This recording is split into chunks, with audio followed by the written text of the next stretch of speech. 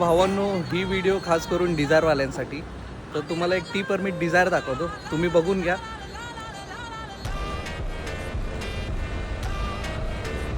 गोपारचं carrier लावलेलं आहे, किती सुंदर दिसते बघा. आणि पुढे ग्लासला कवर लावलेलं आहे बॅटमॅनचं. गाडी बघून घ्या भावांनो. चला तुम्हाला आता आतमधून गाडी दाखवतो. बघू शकता भावांनो.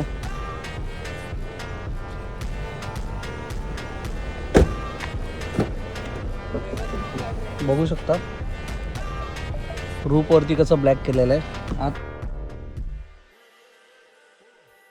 तर भावांनो, एवढी छान गाडी बनवली आहे, साधी सिंपल, काहीच एकदम बोलतात ना छपरी लुक नाही, एकदम डॅशिंग लुक गाडी आहे. एकदम सिंपल बनवली आहे. वरती रूपटॉपला ब्लॅक केलेला आहे. आणि त्यांना आपण विचारूया आता की गाडीवरती किती खर्च केला आणि काय नाही. तर भावा, आपल्या फॉलोअर लोकांना सांगायला लागेल की हे म्हणजे किती खर्च केला गाडीमध्ये आणि किती नाही. जरा म्हणजे त्यांना जर बनवायची असेल तर थोडी आयडिया भेटेल त्यांना. तुम्ही सांगू शकता का? गाडीला तसं बघायला गेलं तर 1 लाखापर्यंत खर्च केला आहे मी. आणि अजून पण चालूच आहे. बघ, मीटर लावतोय. बघ, आता वेलवेटचा कपडा टाकला, याला 6,000 रुपये गेले. एम्प्ली उपर 12,000 रुपये. नॅचरल टाकले ते 20,000 रुपये गेले.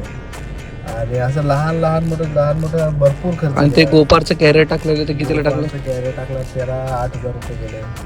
फोग लॅम्प, हेडलाईट त्याच्यामध्ये 8,000 रुपये गेले. म्हणजे हे सगळं करणं टी परमिट गाडीला असं वर्थ आहे की नाही? म्हणजे त्या लोकांच्या शॉकसाठी लावलं.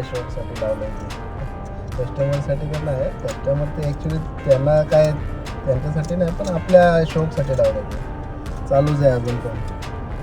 तर अशा प्रकारे भावांनो, तुम्ही बघू शकता, जे काय करायचं आहे तुम्ही आपल्या शॉकसाठी करा.